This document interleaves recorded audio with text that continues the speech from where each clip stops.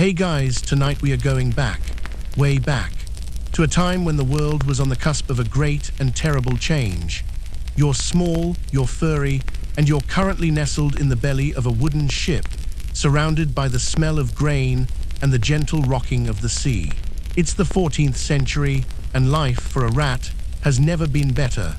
You've got endless food, a warm place to sleep, and a whole social calendar of scurrying and pilfering to attend to.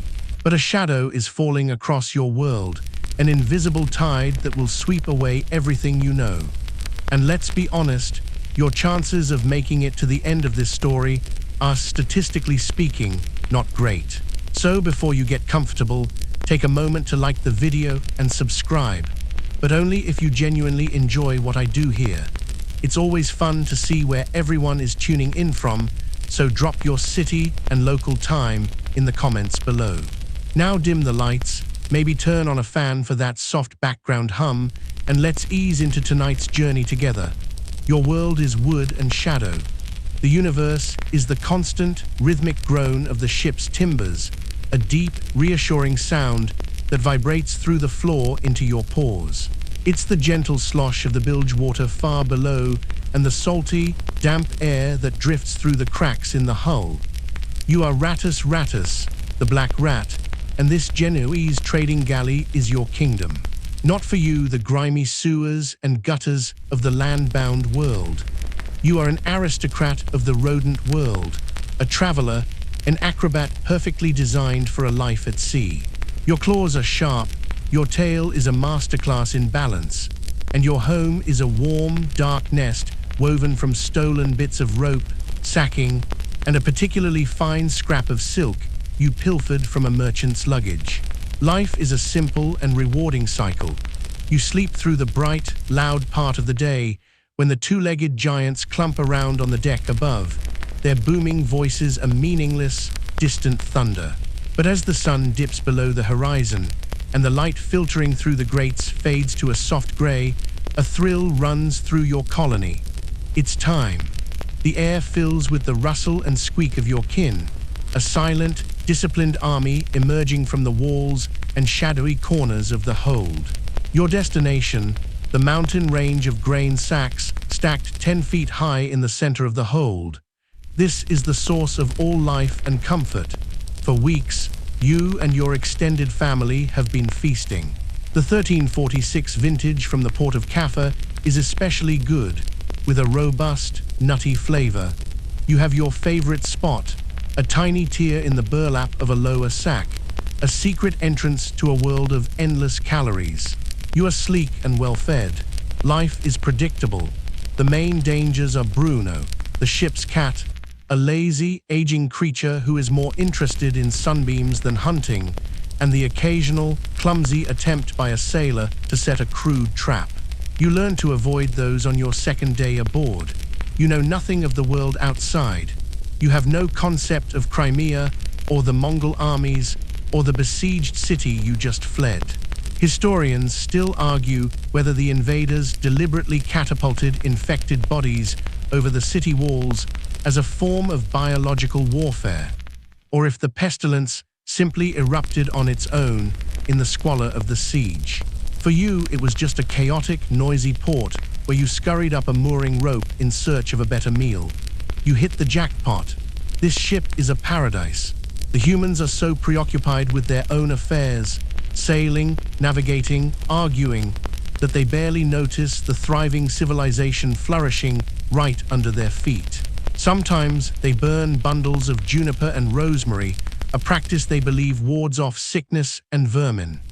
The thick, fragrant smoke stings your nose and makes your eyes water, but it's a minor inconvenience. You just retreat deeper into your network of tunnels until the air clears. It's a bit like a human trying to get rid of a wasp nest by playing loud music.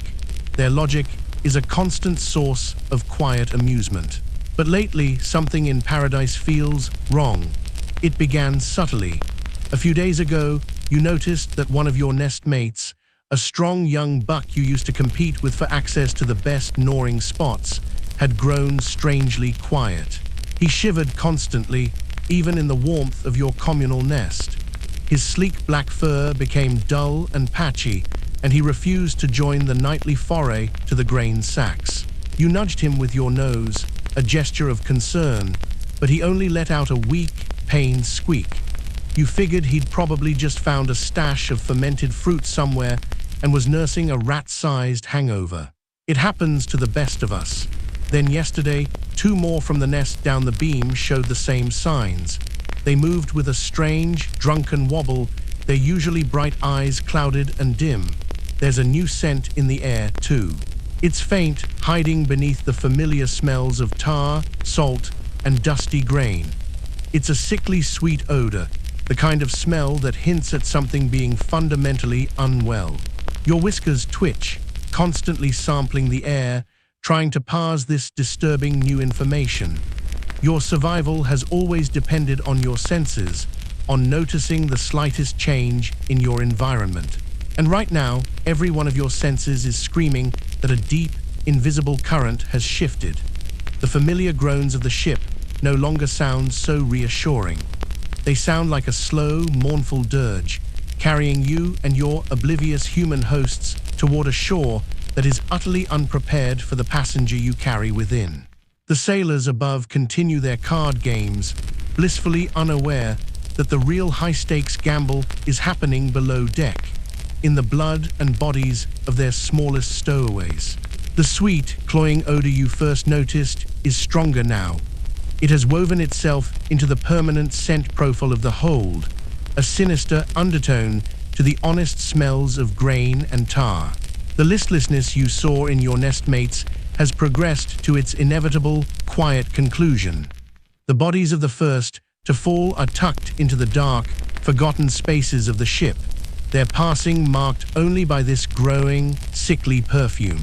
The community is shrinking. The nightly rustle to the grain sacks is now a scattered, hesitant affair. The confidence, the swagger of your colony has evaporated, replaced by a tense, fearful silence. And then there's the itching. Of course, you've known fleas your whole life. They are a constant, low-level annoyance, a tax on the otherwise good life of being warm and furry. A quick scratch with a hind leg, a sharp bite into your own fur to crush the offender, and the problem is solved. But these are different. This is a new plague of a different sort, an infestation of biblical proportions. Your fur feels like it's moving, crawling with 1,000 tiny, sharp points. The itching isn't just an annoyance, it's a form of madness. You see them on your kin, especially the sick ones. They are swarming, a shimmering, dark coat on top of the black fur. These fleas, your species' lifelong companion, Xenopsilochiopes, are acting strangely. They seem sluggish, less prone to their usual lightning-fast hops, but they bite with a desperate, savage intensity. There's a reason for this, a microscopic drama playing out that you can feel but never understand. Deep within each flea, a bacterium, Yersinia pestis, is multiplying with terrifying speed, clogging the flea's digestive tract. The insect is starving. It bites you, frantically trying to draw blood, but the blockage prevents it from swallowing.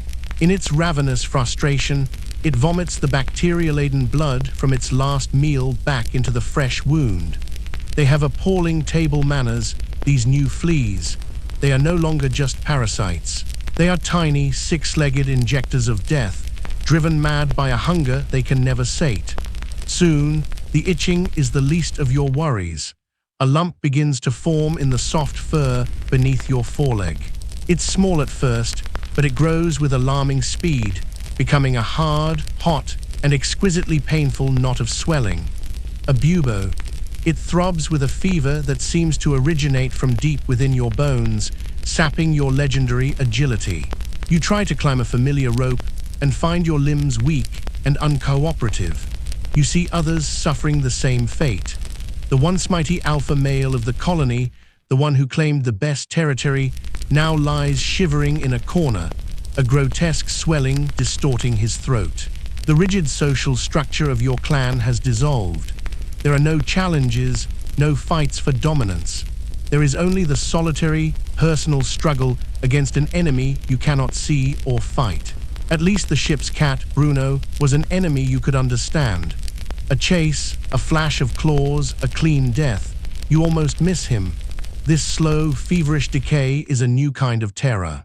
Your magnificent nest, woven with that strand of exotic silk you were so proud of, has become a trap. Unbeknownst to you, luxury goods like silks and fine cloths, packed tightly in the dark hold, are the perfect travel companions for fleas, far better than the coarse wool of the sailor's clothes. The human giants above are starting to feel it now too. They stumble, they sweat, they complain of aches. They clutch at pomanders filled with ambergris and herbs, sniffing them deeply in the belief that this will ward off the miasma, the corrupt air they are sure is the cause of their suffering. A historical fun fact for you: their scented trinkets are about as effective against Yersinia pestis as your frantic scratching. While you, the black rat, and your personal flea are the classic stars of this horrific show, scientists still debate how much of the Black Death's spread was due to rat fleas versus human fleas and lice. Transmission was likely a messy, multifaceted nightmare, with the pestilence jumping ship from rats to humans and then continuing its journey person to person. But for you, in the suffocating darkness of this hold, such distinctions are meaningless. Your entire world has been redefined by this one tiny, ravenous insect. Just as the last of your hope begins to curdle into despair, the ship's movement changes. The deep, monotonous rocking that has been the rhythm of your life for months begins to slow. There's a new sound, a scraping, bumping noise from far above, and a new smell carried on a fresh breeze that filters through the cracks. It's the smell of land. Damp earth, wood smoke, vegetation, and the rich, complex aroma of 1,000 new nesting spots and food sources. A city, a jolt of pure, primal instinct cuts through your feverish haze. Escape. You have to get off this floating coffin. You have to get away from the sickness, the dying, the madness of the fleas. With the last reserves of your strength, you begin to move, your nose pointed toward the scent of salvation, your only thought to place your paws on solid ground again. The world changes with a violent shudder and a deafening scrape of wood against stone. The ship has stopped moving. From above, you hear a new kind of chaos, the shouting of orders, the thunder of heavy ropes hitting the dock, and then a tremendous crash as the gangplank is lowered. This is it. This is your only chance. Your fever burns, the painful lump under your leg throbs with every heartbeat, but your instincts are screaming a single, clear command: Go. You join a small, ragged exodus of survivors. There are perhaps 20 of you left from a colony that once numbered in the hundreds. You are the desperate, the terrified, the ones still physically capable of scurrying. You burst from the hold and into the blinding light of day. For a moment, the brightness is disorienting. You ignore the giant, two-legged figures stomping about and fix your eyes on the thick mooring ropes that now tether your floating prison to the land. You pick one and run. The rope is a rough, hairy serpent under your paws. It sways sickeningly over a chasm of churning, dirty water. Your weakened limbs tremble with the effort of clinging on. A wave of dizziness, born from your fever, washes over you.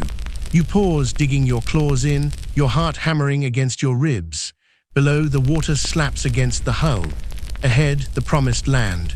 You force yourself onward, one painful step at a time, until finally, your paws touch the solid, unmoving warmth of a wooden pier. You have arrived in Messina, Sicily, and it is an assault on every one of your senses. The smell hits you first, a physical wall of odor so complex and overwhelming it makes your nose twitch uncontrollably. On the ship, the smells were limited, knowable. Here, it's a chaotic riot of rotting fish, animal dung, stale wine, wood smoke, and the unfamiliar scent of thousands of unwashed humans packed into one place. The noise is a symphony of bedlam. Men yelling in a strange new tongue, the rumble of iron-rimmed cart wheels on stone, the bleating of goats, the distant, clangorous tolling of a church bell. Your world, from a height of 3 inches, is a terrifying forest of legs, hooves, and dirty woolen hems.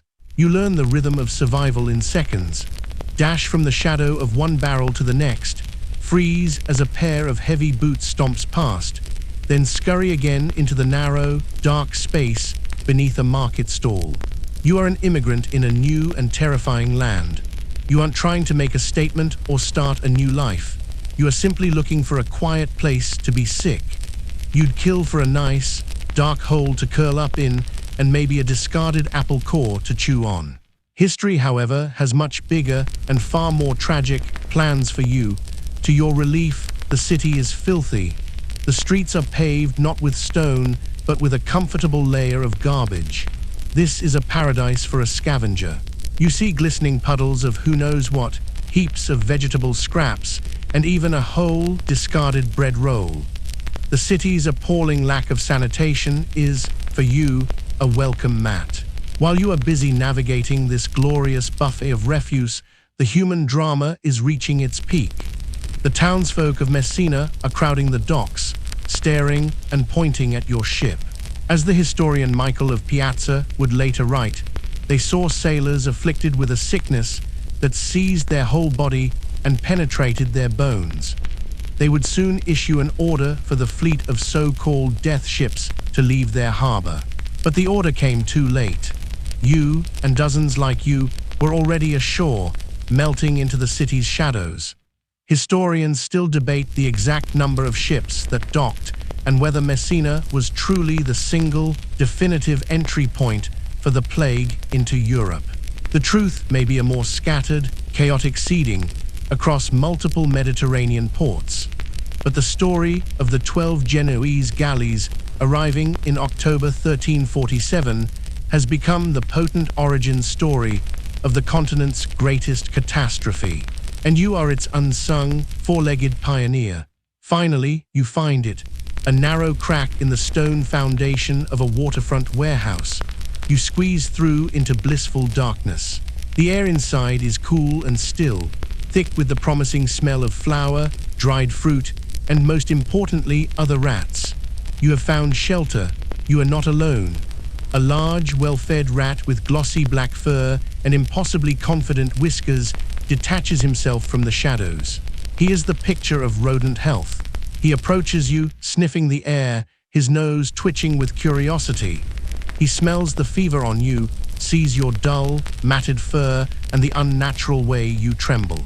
The local rats probably assume you just survived a territorial dispute and are sizing you up as an easy target. You are too weak to issue a challenge or flee. You can only huddle there, radiating heat and misery. As the big local rat circles you, one of your sluggish, desperate fleas, sensing the vibrant, hot blood of a healthy new host nearby, makes a tiny but momentous leap. It's a jump of inches that will span a continent. In that moment, a bridge is formed between the horror of your ship and the fate of this city. You feel a wave of profound relief. You've made it. You are on solid ground. You are safe. You have just doomed every single rat in this warehouse, and by extension, the entire city. You let out a weak squeak, trying to convey a complex message. The service on that boat was terrible, 1 star, do not recommend. The big rat just interprets it as a squeak of submission and struts away, leaving you to collapse in the corner. A tiny, furry patient zero in a world that has no idea what's coming for it. You wake from a fitful, feverish sleep to a strange and unsettling silence. When you first arrived, this warehouse was a hive of activity, a bustling metropolis of confident, local rats. It echoed with the sounds of life. The scrabbling of claws on stone, the rustle of bodies in straw, the constant, competitive squeaking over territory and food. Now, an unnatural quiet has fallen. It's the silence of a graveyard. Your own fever seems to have ebbed, leaving you weak and hollowed out, but lucid. The painful bubo under your leg has become a hard, dense knot, a localized prison for the sickness that still courses through you. You are, for the moment, a survivor. Then you see him, the big, glossy alpha rat, the king of the warehouse who had greeted you with such disdain. He is no longer glossy or regal. He stumbles near a pile of flour sacks, his gait clumsy and uncoordinated. His head hangs low, and as he turns, you see the unmistakable swelling beneath his jaw, distorting his proud profile. There is no triumph in seeing your unwitting nemesis brought low, only a cold, grim certainty. You were the messenger, and he was the first to receive the news. Within a week, the warehouse becomes a tomb. The local rat population, having known only the simple dangers of cats and traps, has no defense against this invisible enemy. They have no inherited resistance, no ancestral memory of this kind of internal fire. The plague rips through them like a flame through dry parchment. This is an epizootic, a pandemic for animals. It is a horrifying, silent slaughter that happens entirely out of sight of the human world. The confident squeaks of the colony are replaced by the weak, pained whimpers of the dying. The rich, promising scent of flour and dried figs is now tainted with that sickly sweet odor you know so well, the smell of mass death. And the humans notice nothing. Or rather, they notice the wrong things. A warehouse worker, a large man with a leather apron, grumbles about the growing stench, blaming it on the sea damp getting into a shipment of carobs. He sees a dead rat lying in his path and kicks it into a corner with a grunt of satisfaction. Good, he mutters, one less of the thieving pests. The sheer, blissful ignorance is staggering. He is looking at the opening act of his own tragedy and applauding the death of a minor character. Historically, this is the classic, terrifying pattern of bubonic plague. Before the pestilence can truly explode within a human population, it often decimates the local rodents first. This massive die-off, the rat fall, creates a critical and dangerous imbalance. An army of infected fleas suddenly finds itself homeless and, more importantly, mealless. Their preferred hosts are gone. Starving and desperate, they will soon go looking for the next closest source of warm blood. If a medieval observer even noticed the unusual number of dead rats, they would likely have interpreted it as an omen, a divine sign of a coming famine or a harsh winter. They would look for answers in the alignment of planets or the anger of God, never suspecting that the real answer was crawling in the dust at their feet. Modern epidemiologists still model the intricate dance between the animal outbreak and the human one, debating whether a widespread epizootic was a universal precondition for every major plague event. But for you, in the heart of Messina in late 1347, the theory is being proven in the most brutal way imaginable. Hunger finally drives you from the warehouse. It is no longer a shelter, but a morgue, and the living have no place there. You slip back out through the crack in the foundation and into the city's alleys. The horror is not isolated, it is everywhere. The city's entire secret world, its thriving, unseen rodent population, is in its death throes. You see their bodies in the gutters, behind barrels, under the steps of churches. The usual nighttime rustle of a city at peace is gone. The alleys are silent. It seems the real estate market in the rat world has suddenly crashed. Plenty of vacancies, but the neighborhood has truly gone to the dogs, and with the hosts gone, the parasites remain. The ground itself feels strangely alive, vibrating with a million microscopic desperations. The city is now carpeted in a sea of starving, newly orphaned fleas. They swarm onto you as you pass, a temporary island in a vast ocean of hunger, but you are a poor, sickly meal. They need something more. It feels like a huge festival has just ended. The main acts have all died, and now the enormous, thirsty crowd of hangers-on is getting aggressive. You pause in the shadow of a horse trough, a lonely ghost in a city of the dead. You thought you were escaping the plague when you scurried down that rope. You see now that you didn't escape it at all. You just carried the spark from the kindling to the forest. As you watch a barefoot woman shake a rug out of an upstairs window, you see the dust motes glittering in a sunbeam. But it's not just dust. It's a cloud of tiny, dark specks. A cloud of fleas, displaced and desperate, searching for a new home. The fuse you lit upon your arrival has now burned its way to the powder keg. The eerie silence of the rat fall is over. It has been swallowed by a new kind of noise, a human sound of pain and rising panic. From your hiding spot beneath the steps of a small church, you hear it all. You hear muffled weeping through the thick wooden doors of the houses. You hear arguments erupting in the street, sharp and brittle with fear. And you hear the newest addition to the city's soundscape, the slow, rhythmic, metallic clang of a handbell announcing the arrival of the death cart. The predictable, ignorable world of the giants has fractured into a terrifying and erratic new reality. The humans, in their infinite and baffling wisdom, have identified the enemy. It is not the flea, not the rat, not an invisible bacterium. It is the air itself. They call it miasma, a corrupting, pestilential vapor that has drifted in from some distant, swampy land. And so they declare war on the very atmosphere. All across Messina, bonfires are lit at crossroads and in public squares. They burn fragrant pine, juniper, and cypress, believing the thick, aromatic smoke will cleanse the air and drive the plague away. For you, it is a nightmare. The alleys and streets are filled with a choking, blinding smoke that stings your eyes and scorches your lungs. It forces you from the safety of your familiar crawl spaces and into dangerously open territory. This war on the air is also a war on your senses.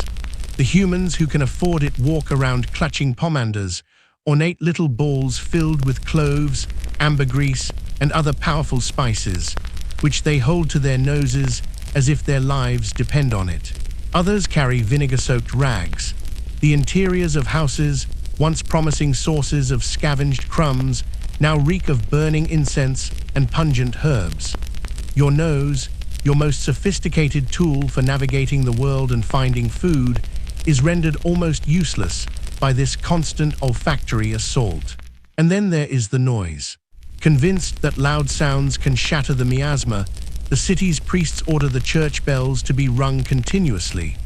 The deep, resonant tolling that once marked the hours of the day is now a constant, deafening, maddening clang that vibrates through the stones, through your pores, and into the very core of your skull. It's impossible to rest, impossible to think. It's as though the humans have decided that if they can't cure the disease, they can at least give it a splitting headache. Through open doorways, you catch glimpses of their other desperate attempts.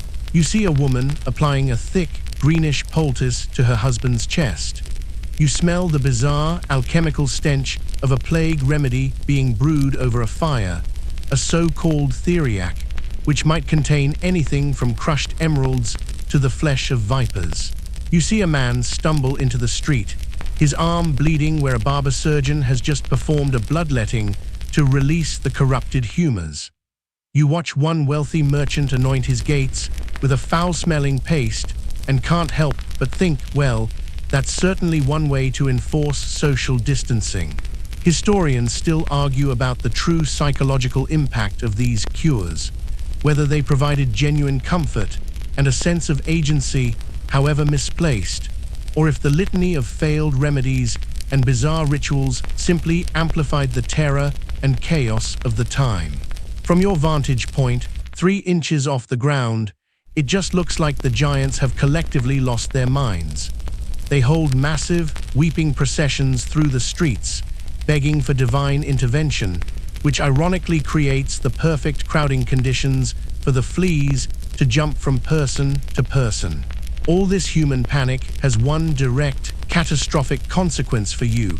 It makes survival 1,000 times harder. The predictable rhythms of the city on which your life depends have been broken. The baker behind the church, whose dropped flour and discarded crusts were a reliable meal, has fallen sick. His ovens are cold and his shop is shuttered. The tavern at the end of the alley no longer throws out buckets of scraps because there are no patrons to serve.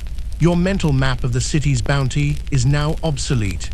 You are a ghost, a seasoned veteran of this war, watching the terrified and clueless new recruits blunder through their first battle. You want to scream at them, a series of frantic squeaks that would translate to, "It's the tiny jumping things in the dust, you enormous, noisy fools." But your wisdom is locked in a language they will never understand. You are a prophet without honor in a city that is burning itself down to cure a fever. The smoke, the noise, the vinegar, and the endless, pointless bells all merge into a single, overwhelming reality. Finding a simple mouthful of food has become the most dangerous and pressing challenge of your life. The plague in your blood has subsided into a dull, chronic ache. But now you face a more ancient and immediate enemy. The gnawing, desperate emptiness in your own stomach. The bonfires the humans lit have failed to stop the plague, but they have succeeded at one thing. They have scoured the city of its smells.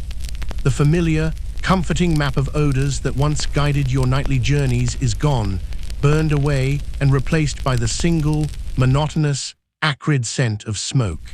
The alley behind the tavern, once a glorious and dependable buffet of spilled ale and discarded scraps, is now swept clean by fear and emptiness. The baker's wife no longer throws out the day-old bread because the baker is sick and the ovens are cold. The great market square, usually a treasure trove of dropped vegetables and cheese rinds, is a windswept desert of silent, empty stalls. The entire human system that unknowingly provided for you has ground to a halt. Their social collapse is your famine. Your old life of easy scavenging is over. Now you must hunt, you must take risks. You are forced to become a burglar. One night, driven by a desperate, clawing hunger, you squeeze beneath the door of a tall, narrow house in a merchant's quarter. The silence inside is absolute.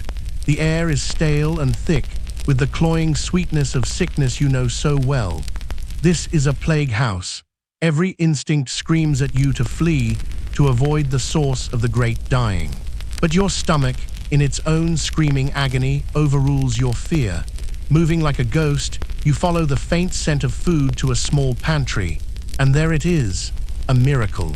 A small wheel of hard cheese, a sack of dried beans, and a half-eaten loaf of dark bread on a wooden board. It is a treasure beyond imagining. You gorge yourself, tearing at the bread with a frantic energy, your ears swiveling, listening to the crushing silence of the house. As you swallow the last mouthful, you hear it, a low, guttural moan from the floor above. Someone is still alive in here, delirious perhaps, or grieving, or simply too weak to move. A new jolt of terror, colder and sharper than your hunger, shoots through you. You grab a small piece of cheese and dart back the way you came, melting into the shadows of the street. Your new career in breaking and entering is proving to be incredibly stressful. Such jackpots are rare. On most nights, the desperation deepens. You find yourself eating things you would have turned your nose up at in the old days. You spend an hour gnawing on a strip of leather cut from a horse's harness, your teeth struggling to soften the tough, tasteless material. You find a stash of tallow candles and devour two of them, the greasy, waxy substance coating your mouth, but offering a jolt of precious energy. Your review for the candle would be simple: 0 stars, appalling texture, but on the other hand, it kept me from dying. So 1 star, this is a historical reality.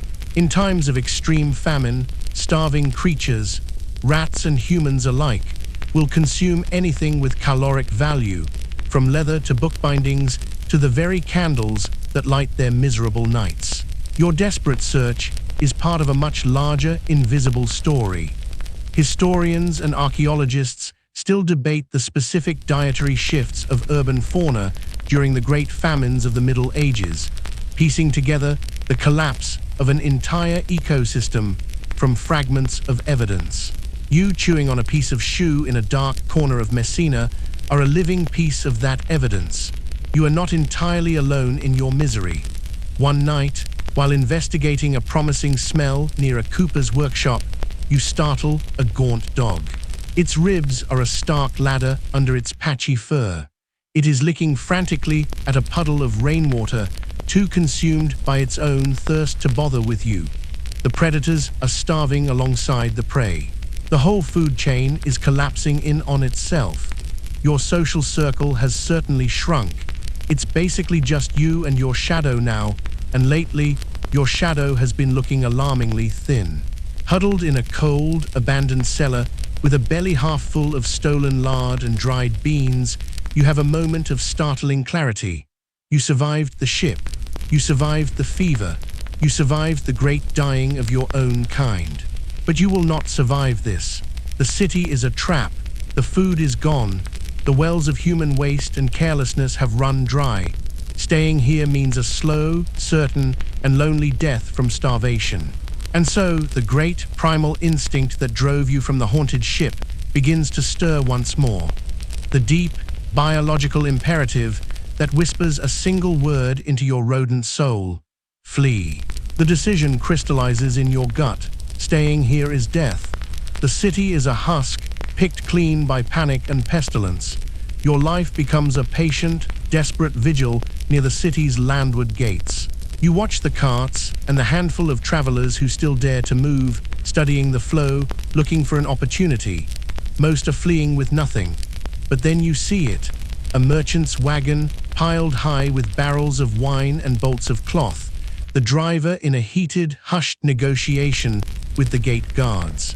He's bribing his way out, escaping the quarantine to seek fresh markets in the interior. That wagon is your new ship. That wagon is your escape. As you creep from the shadows, hugging the base of the city wall, you realize you are not alone. Other dark shapes detach themselves from the rubble and filth. Other rats. This is not the reunion of a colony. There are no welcoming squeaks, no familiar sense of kin. This is a silent gathering of ghosts. Each one is like you. Gaunt, scarred, a sole survivor of a family, a warehouse, an entire neighborhood. A grim fellowship of the desperate, all drawn to the same faint glimmer of hope. Without a sound, you all move toward the wagon. You find a perch, a dark, cramped space between a rough woolen sack and a cask of wine. The air smells of lanolin and damp oak. It's uncomfortable, but it is moving. With a lurch and the crack of a whip, the wagon begins to roll, its heavy wheels finding the ruts of an old Roman road that leads away from the coast and into the heartland of Sicily. You have officially joined the great overland spread of the plague. Just as you once arrived by sea, a passenger on a floating vector of disease, you are now cargo on a terrestrial one, a living ember of plague being carried along the arteries of human commerce. From your hiding place, the world is a series of jolts and shifting shadows. The smells are the most overwhelming change. The perpetual miasma of smoke, rot, and vinegar that defined Messina begins to fade, replaced by scents you have only ever dreamed of. The clean, sharp smell of pine trees on a hillside, the rich, damp perfume of turned earth in a farmer's field, the delicate scent of wildflowers growing by the roadside. It is an alien world, beautiful and strange. Peeking through a gap in the wagon's boards, you see a shocking expanse of green and blue, a landscape that is not made of stone and filth. At one point, the wagon grinds to a halt. You freeze, your body tensed. You hear low, angry voices. The merchants are arguing with another set of guards, men from a healthy town trying to enforce a cordon sanitaire, a primitive armed blockade to prevent anyone, sick or healthy, from the plague-ridden coast from entering their lands. After a few tense moments and the clink of coins, the wagon is waved through. The quarantine fails. It was always doomed to fail. A few coins, a determined merchant, and a handful of stowaway rats are all it takes to render a line on a map meaningless. Historians still debate the relative speed of the plague's transmission over land versus by sea, but the inexorable march along these ancient trade paths is the one thing that is tragically certain. You are the proof. After what feels like an eternity of rocking and jolting, the wagon pulls into the courtyard of a small, walled town. The air here is different again. It smells of life, of normalcy. It smells of baking bread, of livestock, of wood smoke from happy hearths. It smells of everything Messina is not. And the scent of a local granary, rich with stored wheat, is an irresistible siren song. The journey is over. This is the place. You slip from the wagon, your paws touching the cool, dusty ground of a new world. You see a few of your fellow travelers, the other ghost rats, do the same, melting away into the town's welcoming shadows. You have just successfully seeded this peaceful, thriving community with the Black Death. You're like a traveling salesman, and your only product is devastation. The locals just haven't seen the complimentary sample yet. You find your way to the granary. Of course, it is teeming with life. The local rats are fat, happy, and sleek. A large male, the picture of health, eyes you with suspicion. He sees a ragged stranger, an outsider, a potential threat to his comfortable kingdom. He has no idea what you've carried here in your fur, no concept of the invisible passengers you host. You think about trying to warn him, a frantic squeak about a ship and a city of death and fleas, but what would be the point? Your travel blog would just be a string of one-star reviews anyway. Messina, horrible service, no food. The road, bumpy. This new town, TBD, but the locals seem dangerously optimistic. You didn't ask for this life, but here you are, a founder, a pioneer, the founding father of the coming local apocalypse. You watch the healthy rats wrestle playfully over a dropped piece of grain, and a profound weariness settles in your bones. The curtain is about to rise on the same terrible play, and you've already seen it a dozen times. You have seen this play before, so you know how the first act goes. The rats of this new town, the ones in the granary who were so sleek and confident, begin to falter. It starts subtly. One of them seems a bit slow to react to a loud noise. Another sits apart from the group, shivering slightly despite the mild night air. The locals, with no frame of reference, probably dismiss it as a momentary weakness. But you know better. You recognize the first faint tremor of the coming earthquake. The epizootic, the animal pandemic you brought with you in your fur, has begun its silent, inexorable work. And the town's predators notice it long before the humans do. For them, this is not a time of fear and confusion. It is a time of unprecedented, miraculous bounty.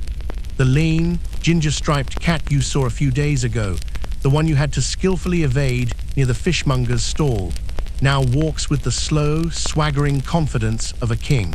Its job, once a challenging hunt requiring patience and explosive speed, has just become effortless. The world, for them, has become an all-you-can-eat buffet. From the relative safety of a high, tiled rooftop, you watch the tragedy unfold. A young rat, one of the locals you'd seen wrestling playfully with his siblings just last week, stumbles into the middle of the moonlit street below. He's not running. He's meandering with the clumsy, drunken gait of a creature burning with fever. His instincts are cooked.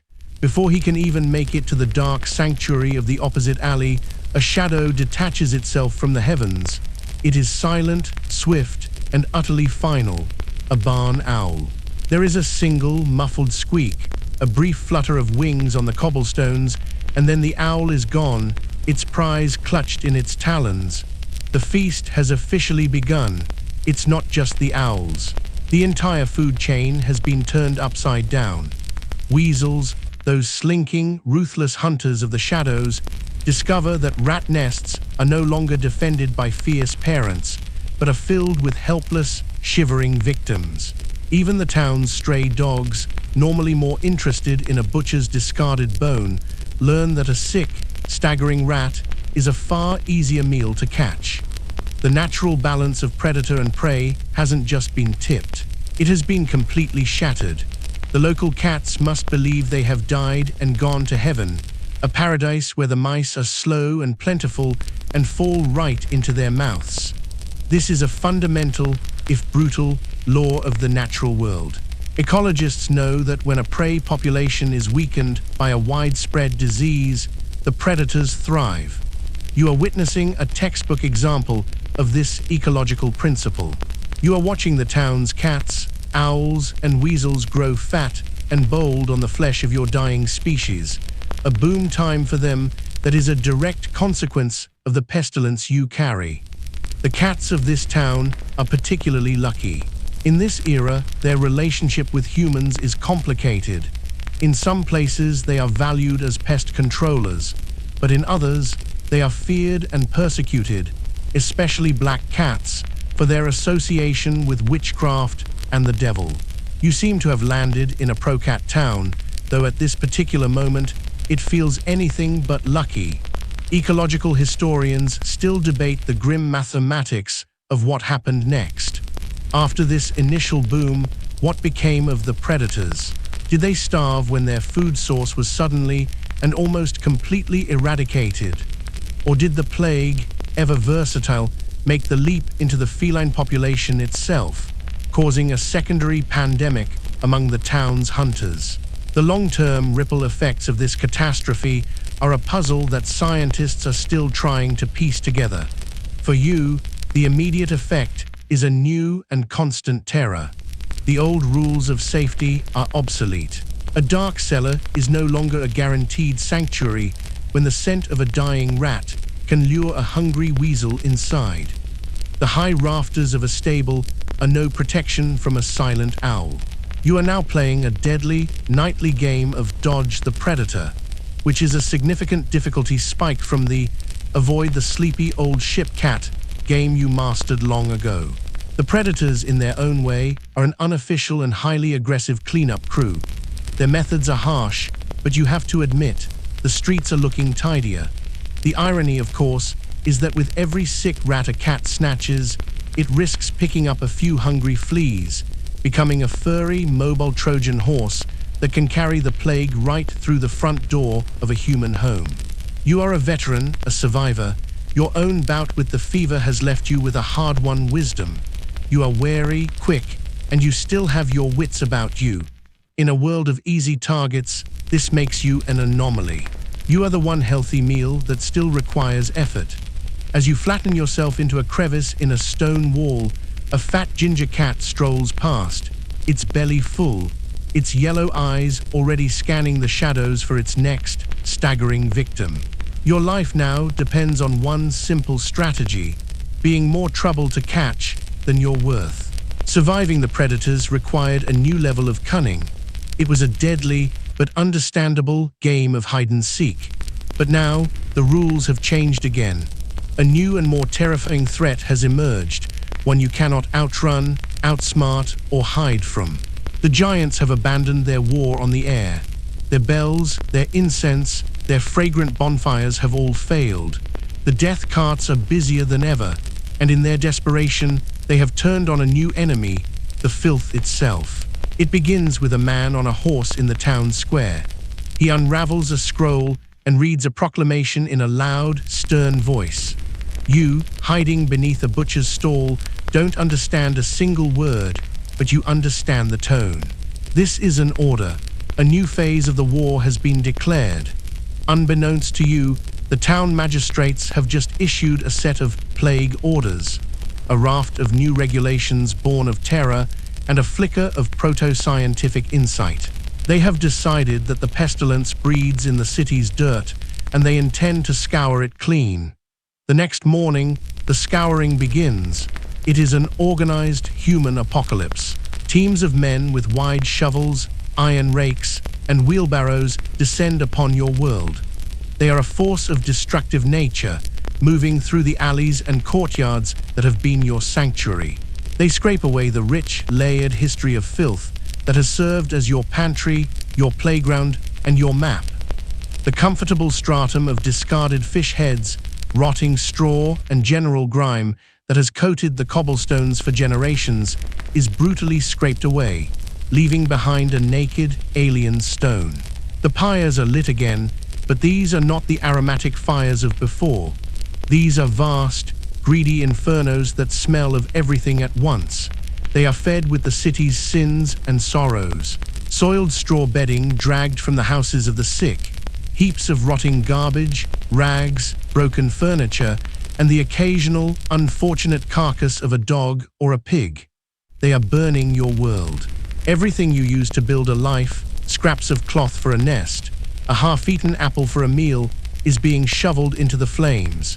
You watch from a distance As the cozy lean-to behind the tannery, your most recent and cleverly hidden home is torn apart and heaved onto the fire.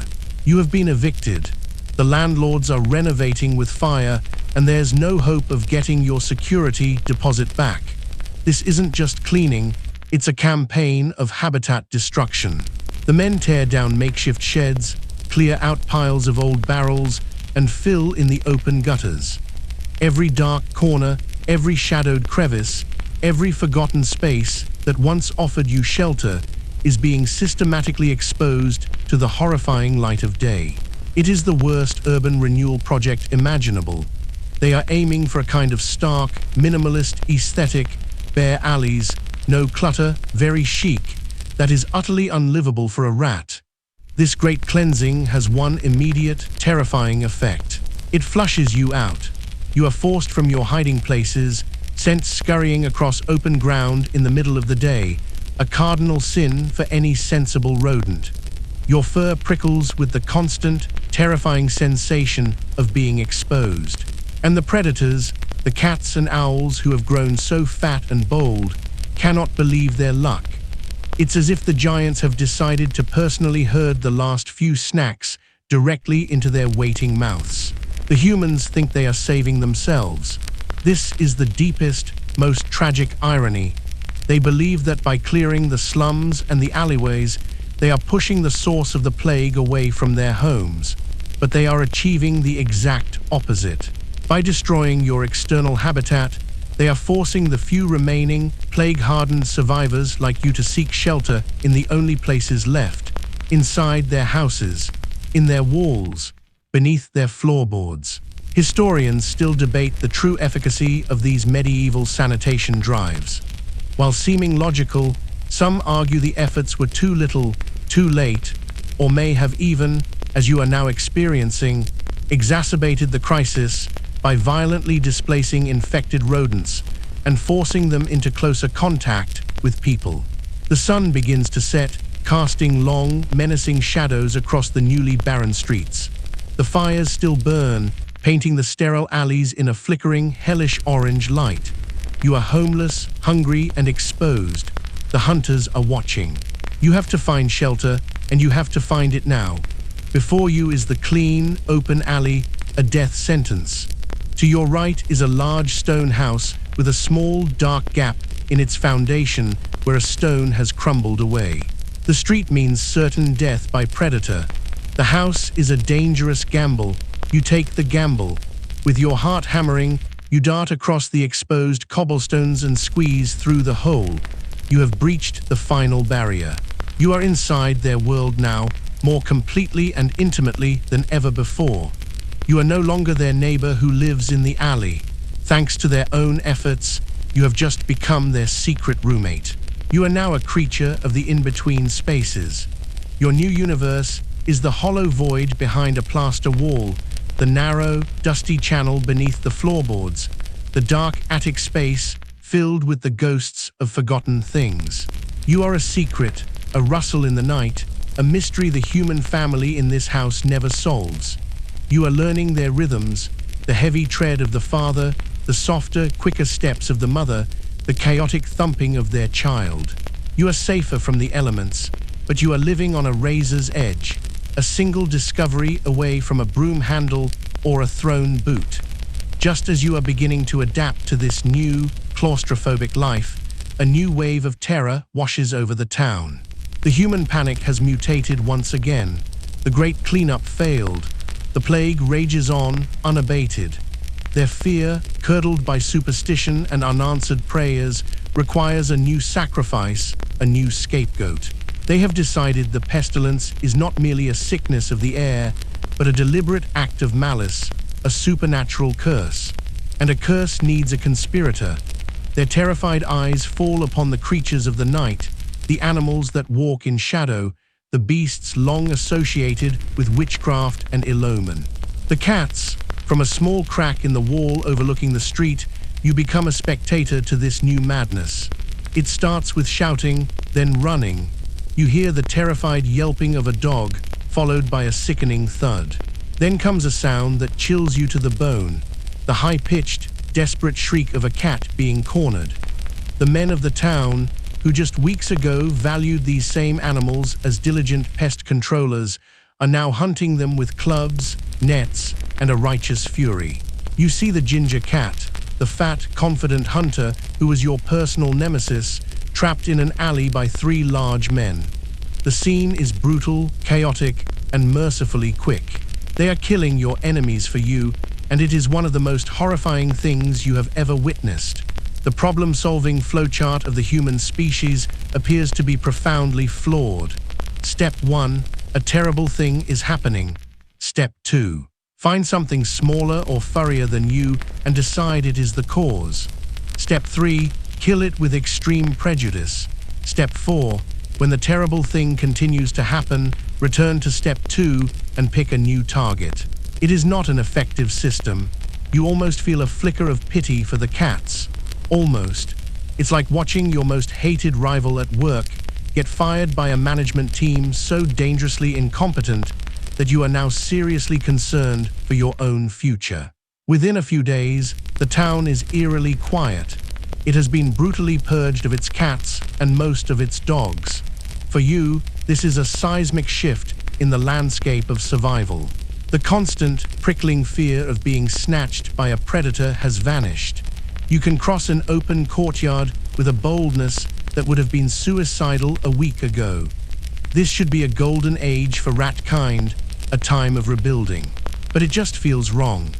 The natural order, even an order that wanted to eat you, has been violently overthrown. This new world, free of your main predator, is somehow more frightening because it demonstrates the terrifying irrationality of the giants you live among. This animosity toward animals was not born entirely from the plague. In some parts of Europe, churches even employed a minor official known as a dog whipper, tasked with the specific job of chasing stray dogs out of the sanctuary during services. But this is different. This is not institutional annoyance. This is a city-wide hysterical massacre. The extent of these animal cults is a topic of intense historical debate.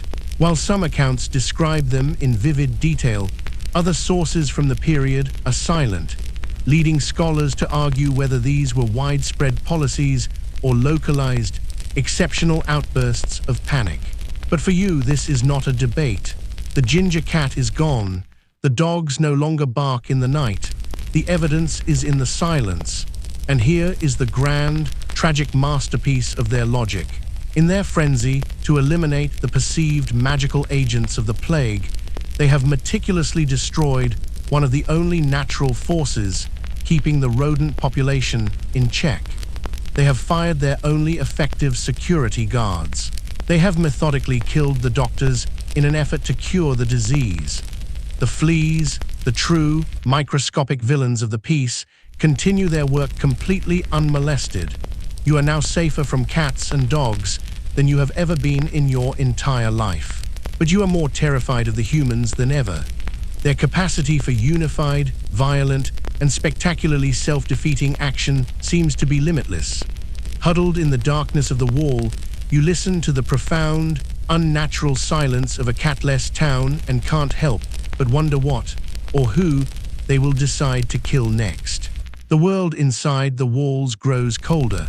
A bitter, probing wind now finds its way through every chink in the house's stone foundation, a persistent draft that seems to settle deep in your bones. You learn a new kind of cold, a damp, mineral chill that radiates from the stone floors and makes your fur stand on end. One morning, peering from a knothole in the pantry, you see a miracle of geometry and ice. Frost has bloomed on the inside of a small windowpane, a forest of white ferns. Outside, the world has fallen into a strange, muffled hush, buried under a blanket of snow. The life of the human family has shrunk, their world contracting to the small, precious circle of warmth cast by their hearth. And with the cold, a great stillness descends upon the town. The death cart's bell, which for months had served as the grim, metronomic heartbeat of the city, now rings less and less frequently. At first it is once a day, then only every few days. Finally, one week, it does not ring at all. The plague, the great roaring fire that consumed the summer and autumn, seems to have burned itself out. This is not a miracle. It is not a reward for their prayers or their misguided animal pogroms. It is simple, dispassionate biology. The cold has arrested the engine of the pestilence. Your ancient enemy, the flea, cannot function in the frost. Its life cycle, from egg to larva to adult, slows to a crawl. The adults that remain become sluggish and dormant, their metabolic rates dropping in the frigid air. The Yersinia pestis bacterium, the true author of all this misery, also reproduces far more slowly within the flea's gut at these low temperatures. This is a historical truth of the Black Death. It was a seasonal disease, a monster that prowled in the warmth and slumbered, however fitfully, in the cold. The humans, of course, see it as salvation. A fragile, tentative hope begins to seed itself in the frozen ground of their hearts. They believe they have won. They believe they have endured. From your hidden vantage point, you witness the transformation. The constant, weary tension in the shoulders of the man of the house begins to relax. The woman's face, long a mask of taut anxiety, softens. One evening, you hear a sound so alien you almost fail to recognize it. The mother is humming a quiet tune as she mends a garment by the fire. They are beginning to believe they will live. It is, in its own way, a touching display of optimism. And it is utterly, tragically wrong. They have not vanquished the beast. It is merely hibernating. The plague has not been defeated. It's just gone on a winter holiday and will be back in the spring, well-rested and ready to work. It's as if they've survived the initial blast of a volcano and are now congratulating themselves on their victory, completely oblivious to the river of lava that is slowly, silently rolling its way down the mountain. Huddled for warmth in the wall cavity behind the hearth, you listen to the family at night. The father, his voice stronger now, tells his child stories, old tales of goblins and mischievous sprites that ride the cold winter winds and plague unwary travelers. He speaks of evil that lurks in the darkness, never knowing that the real monster of his age is sleeping just inches away from him, in the form of a dormant flea nestled deep in the folds of a discarded woolen blanket in the corner. This fragile truce is part of a much larger climatic story. Historians and climatologists still debate the role that the Little Ice Age, a prolonged period of cooling in Europe, played in the saga of the Black Death. While the winter cold clearly provided a temporary respite, some argue that the generally colder, wetter climate of the era led to poor harvests and chronic malnutrition. This may have weakened the population's immune systems on a massive scale, leaving them exquisitely vulnerable every time the plague reawakened in the spring. Your world has shrunk to the confines of this single house. You are a prisoner of the winter. Every day is a silent, desperate hunt for a crumb dropped from the dinner table, a daring raid on the sack of oats in the pantry, a single, gnawed bean.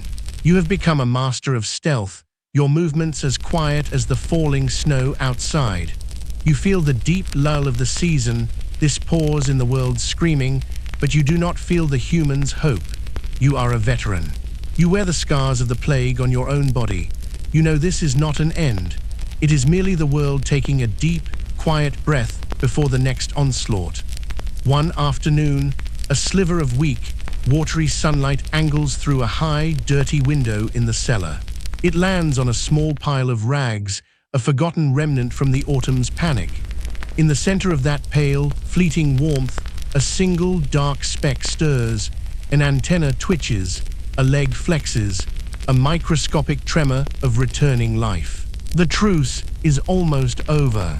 The truce ends not with a bang, but with a drip. A single, persistent drop of water falling from an icicle outside the cellar window. It is the first sound of the thaw, a gentle, rhythmic tapping that is the antithesis of the death cart's bell. It is the sound of the world stirring from its frozen slumber. The air that seeps through the walls loses its biting, crystalline edge and takes on the rich, fertile scent of damp earth. The sunlight that filters through the windows no longer feels pale and watery, but holds a genuine, promising warmth. The human family in the house feels it too. One bright morning, the mother throws open the heavy wooden shutters, an act of supreme optimism, to let the fresh spring air wash away the stale, sick-room smells of their winter confinement. They are welcoming the spring. They are, in their ignorance, inviting the plague back over the threshold. In the dark corner of the cellar, in the pile of discarded rags, the warmth is a signal. It is a key turning in a million microscopic locks. The fleas that have lain dormant for months begin to awaken. Their stiff limbs flex. Their metabolisms, slowed to a crawl by the frost, now roar back to life. And with their awakening comes a single, all-consuming, biological imperative. Hunger. They are ravenous after their long fast. The Yersinia pestis bacteria that have been sleeping in their guts are spurred into a frenzy of reproduction by the rising temperature. The engine of death, which had been parked for the winter, has just been started again. The family's joy is tragically short-lived.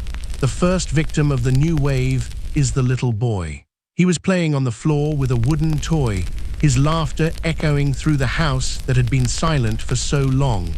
A few days later, the laughter stops. The fever returns. The mother's gentle humming devolves back into the sound of desperate, muffled weeping. The father's newfound hope crumbles into a despair deeper and more bitter than before. The house, which had been a sanctuary from the winter's cold, reverts to being a tomb. From the shadows, you watch the death of this family, and you feel like you are witnessing the death of hope itself. And then, from the street outside, you hear it. The slow, methodical, metallic clang of the bell. The death cart is back in business. The sound is more terrible this time around. It is no longer just a herald of mortality. It is a confirmation that there was no divine intervention, no victory. The monster was never slain. It was only sleeping. This second wave of plague is a different, more efficient beast. The first wave was buffered by the vast, thriving population of your own kind. The fleas had their preferred hosts, and the disease spent its energy consuming the rodent underworld before it truly spilled over to the giants. But now that buffer is gone. The rat population of the town is a ghost of its former self. So the newly awakened, starving legions of fleas have no choice. They skip the middleman. They go straight for the only significant source of warm blood left, the humans. Their new business model is a terrifyingly efficient direct-to-consumer approach. One afternoon, a new figure of dread appears at the door of the house. He is tall and draped in dark, waxed robes. His face is hidden behind a grotesque mask with a long, bird-like beak. It is a plague doctor, one of the few physicians brave or foolish enough to treat the sick. The beak of his mask is stuffed with aromatic herbs, an attempt to filter the miasmatic air, but his appearance is not one of a healer. He looks like a bizarre, featherless vulture, an omen of death come to call. Why was this second wave so brutal? It is a question that historians and epidemiologists still grapple with. Had the disease mutated, becoming pneumonic, and able to leap from person to person on a cough or a breath? Was the population, already weakened by malnutrition and the trauma of the first wave, simply too fragile to resist another assault? Or was it this new, horrifying dynamic, with the fleas, having nowhere else to go, launching a full-scale frontal assault on the human population? You survived the first plague. You survived the famine, the predators, the human purges, and the great cold. You thought, perhaps, that you had passed the test, that you had earned your place as a survivor. You were wrong. This was not a final exam. It was a midterm. The plague, it turns out, is a seasonal subscription to misery, and your membership has just been automatically renewed. This is Plague 2, the Great Replaguing. You have to get out of this house. But as you slip out into the soft twilight, you realize the terrifying truth. In the autumn, you fled a dying house into a chaotic but living town. Now, You are fleeing a dying house into a dying town. The air smells of blossoms and decay. The hope of the winter has curdled into a uniquely dark despair. You are a lone survivor in a world that seems absolutely determined to finish the job. You move through the streets like a ghost in a ghost town. The second wave of the plague has scoured the remaining life from the city with a chilling efficiency. The silence is different now. It is no longer the muffled, watchful quiet of winter. It is the deep, profound, and permanent silence of the grave. You walk with a strange and hollow freedom. There are no rival rats to challenge you for territory. There are no cats to stalk you from the rooftops. The humans are barricaded in their homes, too sick, too grieving, or too terrified to notice a single rat. You are the undisputed, lonely king of an empire of ashes. The choicest morsels of food, as rare as they are yours for the taking. A forgotten heel of bread in an abandoned bakery, a shriveled apple under a market stall. Treasures you once would have fought for are now yours alone. But every scrap of food is a reminder of the emptiness, of the utter solitude. In a damp cellar, you come across the body of another rat. You recognize its notched ear. It was another survivor, one you de-glimpsed from a distance during the winter truce. It endured the first wave, the famine, the cold, just as you did. But here it lies, twisted in the familiar agony of the plague's return. The sight forces a question that has no words. Why? Why this rat and not you? Why did you live when so many, equally strong, equally clever, have fallen? You instinctively probe the hard, pea-sized lump that is permanently embedded in the flesh beneath your foreleg. It no longer hurts, but you are always aware of it. It is the scar left by your own battle, a calcified trophy from the war you somehow won.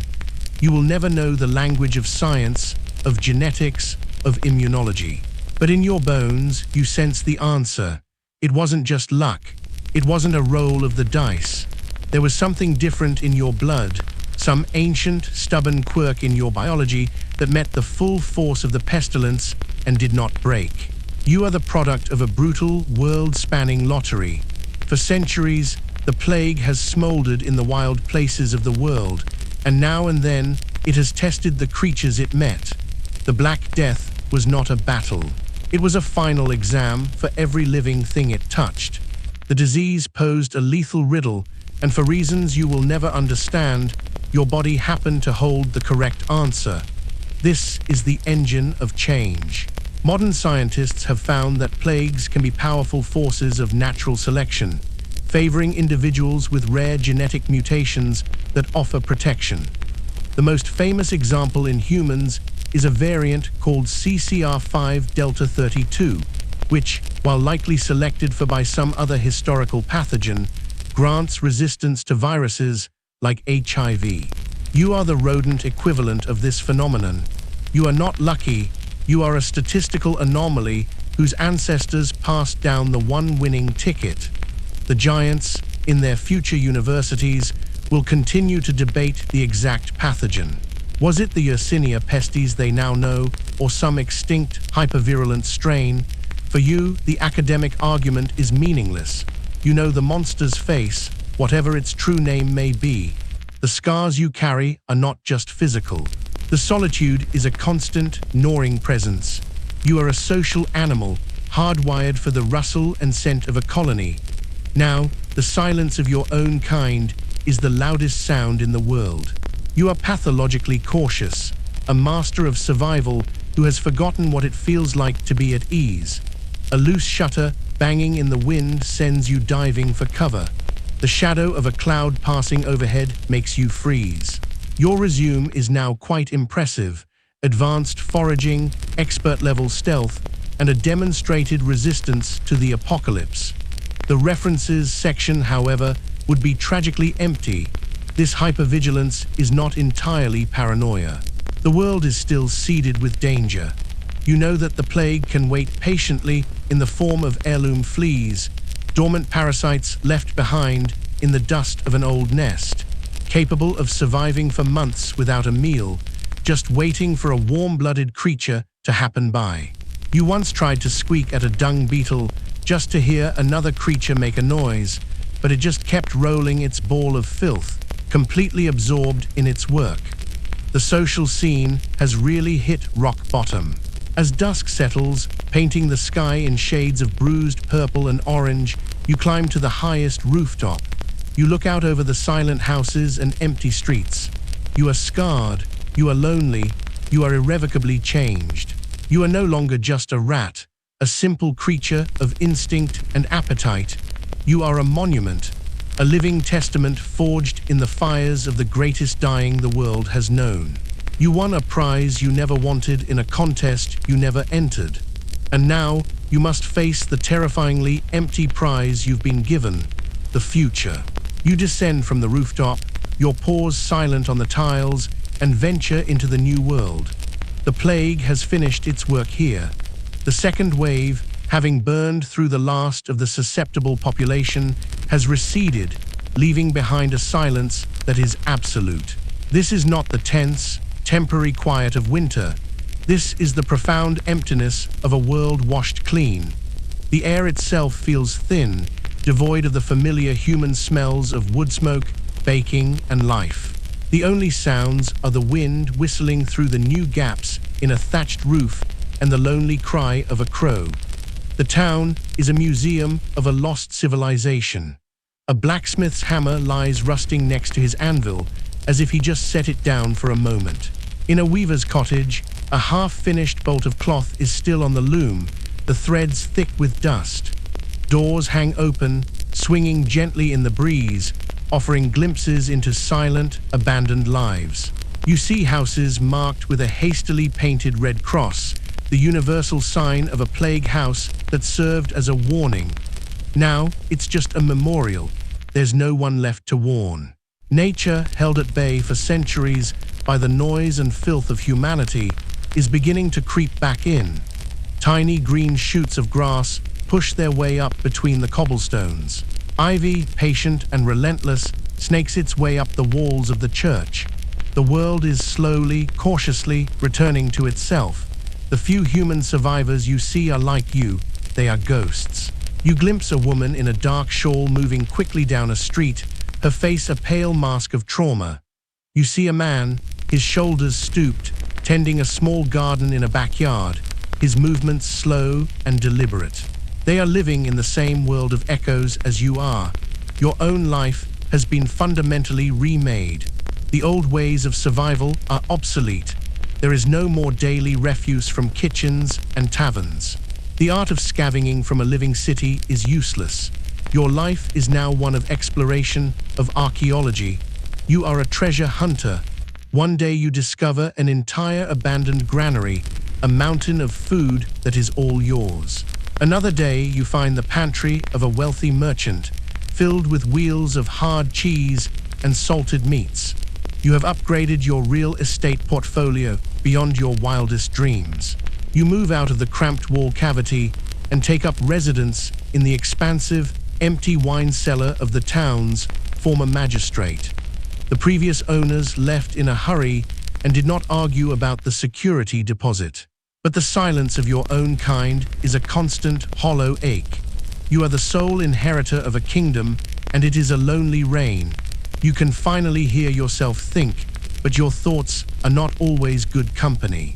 I'm hungry has been replaced by I'm alone.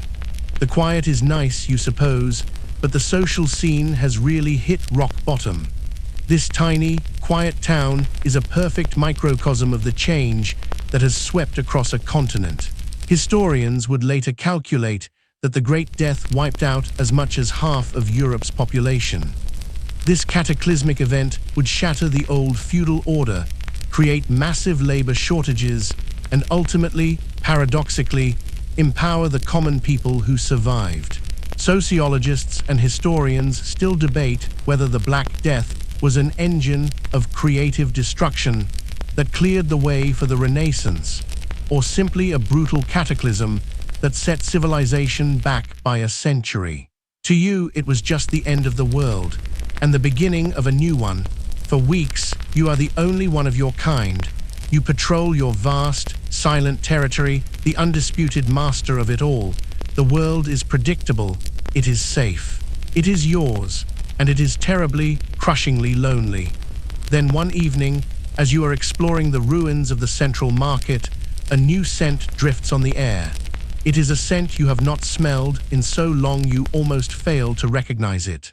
It is not food, it is not a predator, it is not human or dust or decay. It is the scent of another rat.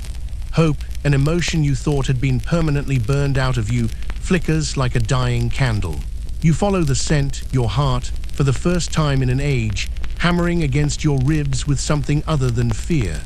And there, perched atop an overturned apple cart, is a creature just like you, a survivor. Her fur is patchy, and she is thin, but she is alive.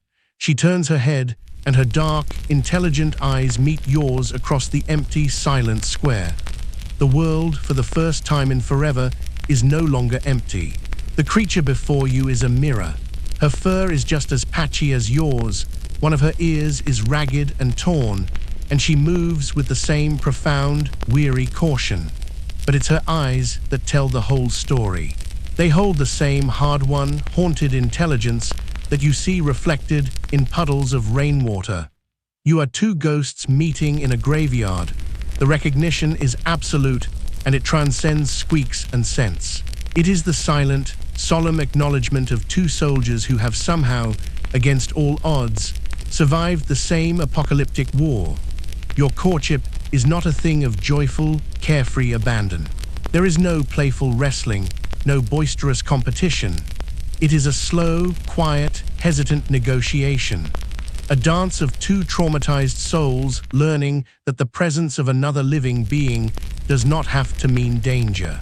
But instinct, the deep, biological imperative for life to continue, is a tide more powerful than any fear.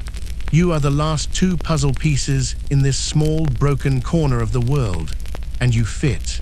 In the deep, secure cellar of what was once a prosperous merchant's inn, you build a nest together.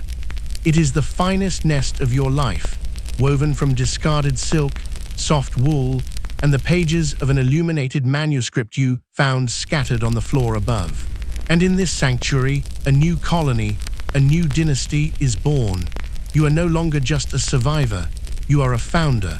When your first litter of pups opens their eyes, they are born into a world of echoes and emptiness, but also a world of unprecedented opportunity. They will never know the terror of the ship, the chaos of the epizootic, or the horror of the fires. Their world is this quiet, empty town. You pass on to them a dual inheritance. The first is in their blood. Deep within their cells, they carry the hidden shield that you and their mother passed down, the specific genetic architecture that makes them resistant to the Great Fire. This is your most important legacy.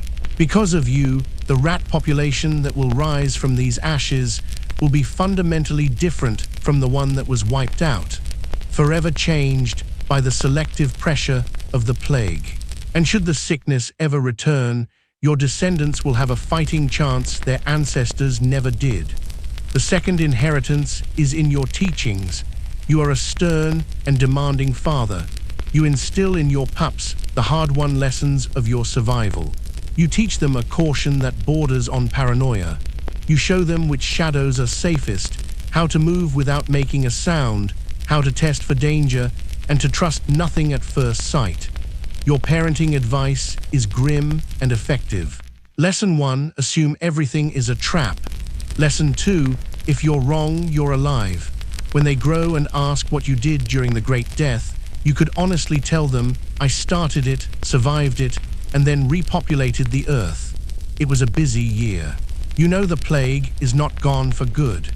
It is a monster that has merely retreated into the wilderness, and it will return in smaller waves to test the world again for centuries to come. But because of you and countless other anonymous, scarred survivors like you across the continent, it will never again find a world so perfectly, helplessly vulnerable. The intricate, deadly relationship between rat, flea, and human has been altered forever. Historians and geneticists of the future will spend their careers tracing these echoes, debating the extent to which this single, catastrophic event reshaped the immune systems of European life. Your children and their children's children are the living answer to that debate.